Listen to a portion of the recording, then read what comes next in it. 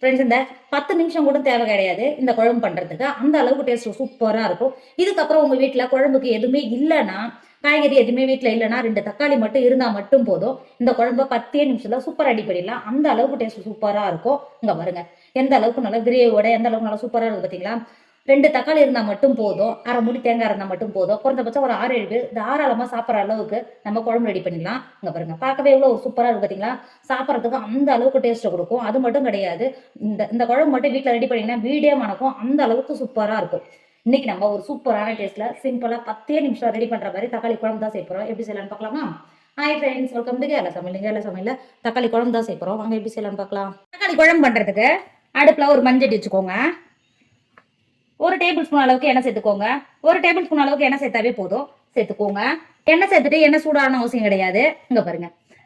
நான் 10 சின்ன வெங்காயத்தை இந்த மாதிரி குட்டி குட்டியா கட் பண்ணி வச்சிருக்கேன். கட் பண்ண சின்ன வெங்காயத்தை உள்ள சேர்த்துக்கோங்க. சின்ன வெங்காயத்தை சேர்த்து கொடுத்துட்டு அது கூடவே 8 பச்சை மிளகாவை இந்த மாதிரி கட் பண்ணி வச்சிருக்கேன். கட் பண்ண பச்சை மிளகாவை உள்ள சேர்த்துக்கோங்க. பச்சை மிளகாவை சேர்த்து கொடுத்துட்டு பழுத்த பெரிய சைஸ் 3 தக்காளியை இந்த மாதிரி கட் பண்ணி வச்சிருக்கேன். கட் பண்ண தக்காளி உள்ள சேர்த்துக்கோங்க. தக்காளி சேர்த்துட்டு 1 டேபிள் ஸ்பூன் அளவுக்கு உப்பு சேர்த்துக்கோங்க.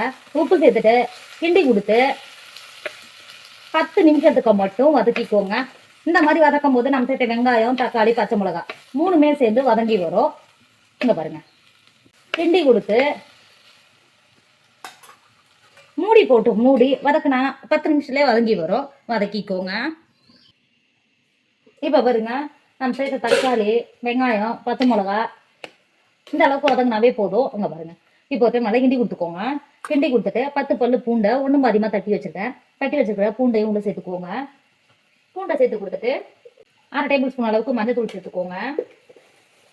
நம்ம காரத்துக்கு பச்சை மிளகாய் சேர்த்துருக்கோம்.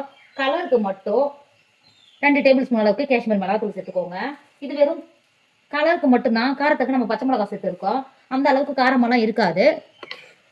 சேர்த்துட்டு நல்லா கிண்டி கொடுத்துக்கோங்க. கிண்டி கொடுத்து ஒரு 5 நிமிஷத்துக்கு நம்ம சேர்த்த மிளகாத்தூளும் மஞ்சள் தூளும் பச்சை வாசம் போய் வதங்கி வரும். ஒரு 5 நிமிஷத்துக்கு மட்டும் வதக்கிக்கோங்க.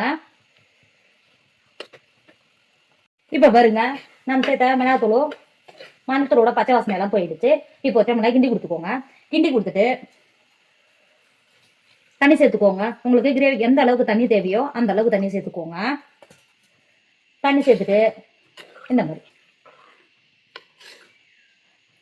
கிண்டி கொடுத்துக்கோங்க.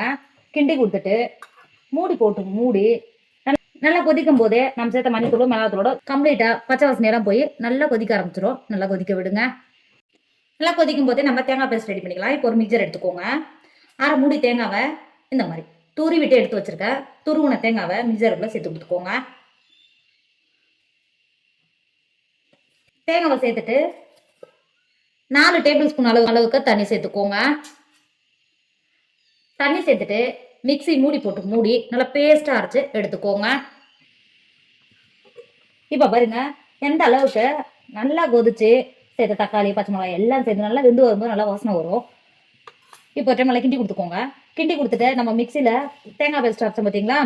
இப்போ தேங்காய் பேஸ்ட்டை உள்ள சேர்த்துக்கோங்க. தேங்காய் பேஸ்ட் சேர்த்துட்டு கிண்டி கொடுத்துக்கோங்க. கிண்டி கொடுத்து 5 நிமிஷத்துக்கு கொதிக்க விடுங்க. தேங்காய் பேஸ்ட் சேர்த்துட்டு எந்த அளவுக்கு நல்லா கொதிக்க ஆரம்பிச்சிருச்சு பார்த்தீங்களா? அங்கே பாருங்க. இப்போ நல்லா கிண்டி கொடுத்துக்கோங்க. இந்த அளவுக்கு நல்லா கிண்டி கொடுத்துட்டு இப்போ தாளிப்புக்கு தேங்காய் எண்ணெயில் 1/2 டேபிள் ஸ்பூன் அளவுக்கு கடுகு சேர்த்துக்கோங்க. கடுகு எக்ஸ்ட்ரா சேர்த்துக்கோங்க. இதோட வாசனை அந்த அளவுக்கு சூப்பராக இருக்கும். கடுகு சேர்த்து நல்லா பொரிய விட்டு 2 கொத்த அளவுக்கு கருவேப்பிலையை உள்ள சேர்த்துக்கோங்க. கருவேப்பிலையை சேர்த்துட்டு குழம்போட சேர்த்திங்கன்னா அந்த அளவுக்கு டேஸ்ட்டு சூப்பராக இருக்கும். இப்போ தாளிச்சு சேர்த்துட்டு குழம்பு இறக்கிக்கோங்க. இப்போ பாருங்க, நமக்கு தக்காளி குழம்பு சூப்பராக ரெடி ஆயிடுச்சு. இதோட டேஸ்ட் அந்த அளவுக்கு சூப்பராக இருக்கும். நல்லா சூடான சாதத்துக்கு பிசைஞ்சு சாப்பிடும்போது அந்த அளவுக்கு சூப்பராக இருக்கும். இதுக்கப்புறம் வீட்டில் எதுவுமே இல்லைன்னா 2 தக்காளி இருந்தாவே ஈஸியாகவே குழம்பு பண்ணிடலாம். வீட்டில் இருக்கவங்க எல்லாருமே விரும்பி சாப்பிடுவாங்க. டேஸ்ட்டும் அந்த அளவுக்கு நல்லா சூப்பராக இருக்கும். கண்டிப்பாக நீங்களும் ட்ரை பண்ணுங்க. என்னோட வீடியோ உங்களுக்கு பிடிச்சிருந்தா ஃப்ரெண்டு உங்க ஃபேமிலிக்கு ஷேர் பண்ணுங்க. மறக்காம கேரளா சப்ஸ்கிரைப் பண்ணுங்க. தேங்க்யூ.